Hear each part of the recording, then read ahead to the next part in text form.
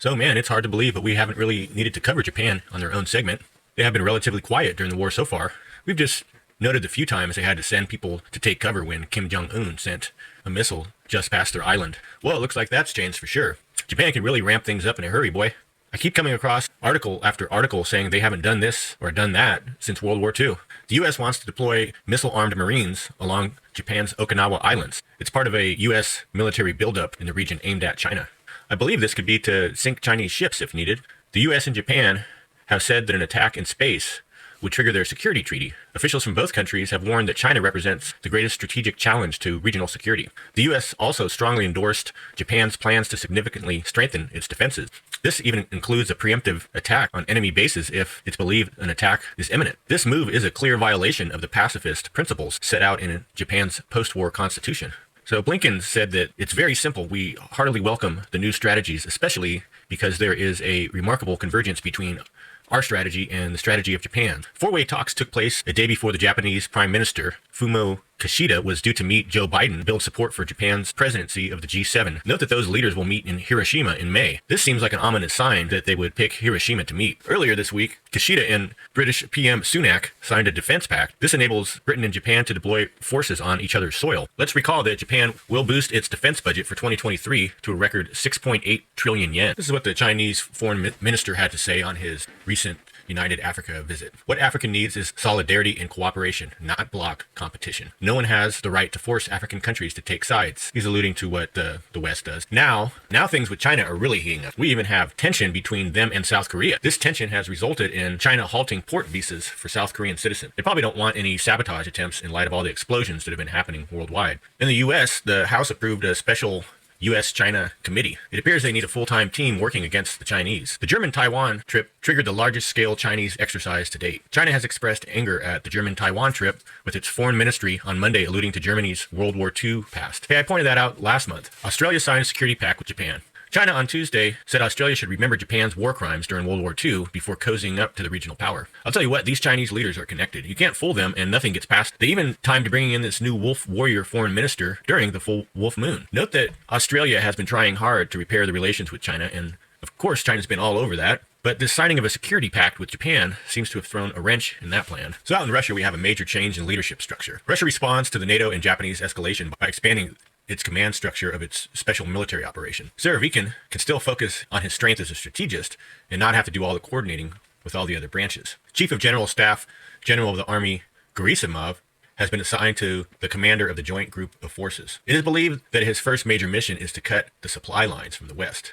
So that means the king of death traps, General Armageddon, returns to commander of aerospace. There has been an increased discussion on the attacks out in space floating around cyberspace. I know Putin was angry in his latest speech about the level of output coming out of the aviation military industrial complex. Sounds like some contracts didn't get pushed forward. Well, this change is certainly an indicator that the war is getting more and more serious and continuing to escalate.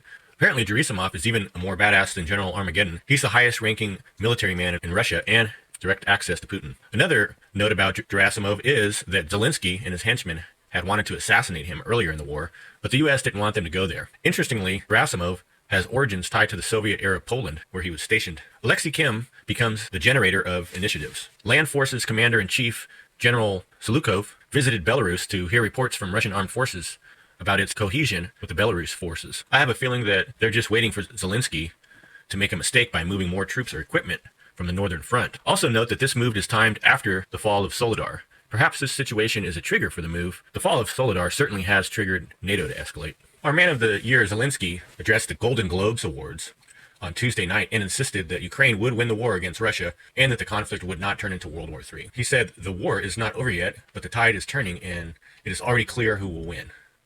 So this gets funnier by the day. Apparently some representative put together a bill for getting a statue resurrected for the Man of the Year in the White House. Yes, the country is a complete shambles, but we have money to put up a statue of a fraud. Well, it looks like the West has crossed over yet another red line that it said it wouldn't. Poland and the UK are saying they're sending in tanks.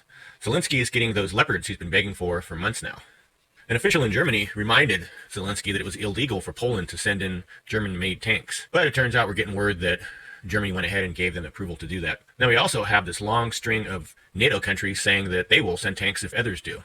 So it sounds like there will be a mass number of NATO tanks coming into Ukraine in the near future. This is on top of the monster $3 billion weapons package that the U.S. is sending in.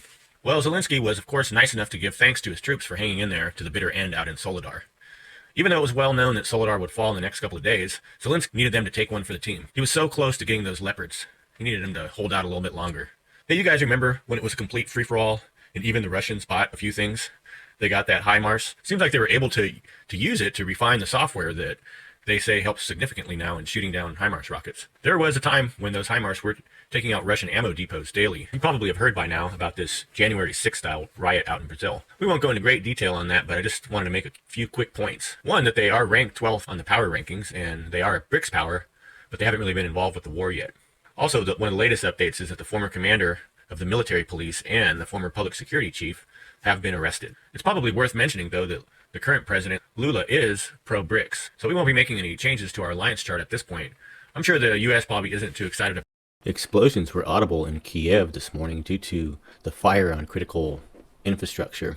Earlier in the day, there were strikes on Kharkiv and Zaporozhye. Then just minutes ago, the sirens were blasting all across Ukraine once again. We haven't heard anything about these most recent attacks, but I'll keep you updated as soon as I find out more on it. So it was believed that Ukraine was thin on the northern LPR front already, but now we're hearing they've moved their only remaining artillery brigade into the area towards Donetsk region for reinforcement. This leaves the north extremely vulnerable as they can't return artillery fire at the moment. In Soledar, Ukrainians escaped into the caves of underground salt mine number 7. The other salt mine was captured. Sounds like the caves are vast and lead out into nearby Ukrainian-controlled settlements. Russian strategy was to block the town from the north and the south, isolating the area of operations, preventing Ukraine from moving reinforcements into the town from neighboring areas. They successfully prevented the withdrawal of Ukrainian units from Soledar. The offensive was supported by ground attack aircraft and artillery by the Russians. As the town was being liberated, fighter aviation of Russian aerospace forces destroyed 3 airplanes and 1 helicopter of the Ukrainian Air Force, as the Ukrainian Air Force was trying to provide aerial fire support to their Ukrainian forces. Wagner claimed full control of Soledar 2 days ago. Fighting was still happening in the town center. Rumors of 100 Ukrainian prisoners of war has been circulating, and likely 400 to 500 Ukrainian soldiers and foreign volunteers were trapped within the city. Wagner Group has taken over the southernmost salt mine, and Ukraine still possesses the larger western one. Also, Ukraine held control of the train station outside the town and continued to exchange fire.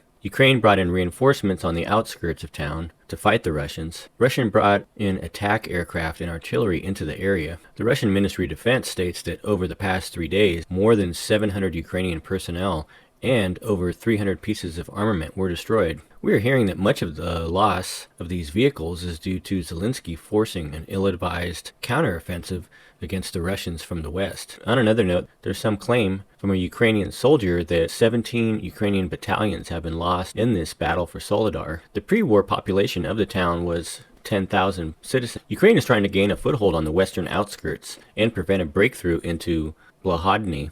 In Soledar, Wagner's PMC units established full control of the city blocks and are clearing the salt mines and underground communications. Recently, the Russians have gained control of the railway junction. This puts the entire Ukrainian grouping near Seversk at risk of a flank strike. The Russian Ministry of Defense reported that some of the soldiers surrender with frostbites of the limbs. In the surrounding villages, where the 81st Air Mobile Brigade, reinforced by American mercenaries, will come under direct threat.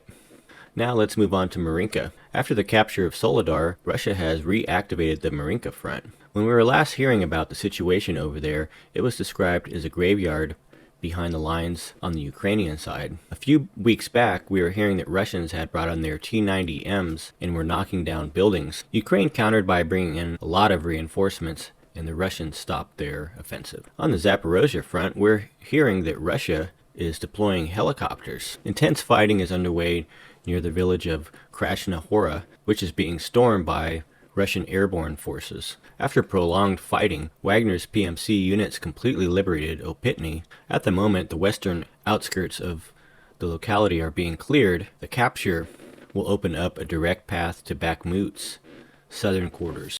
Thanks again for watching. Please don't forget to subscribe and pound that like button. There's going to be a lot more coming. We're just getting started.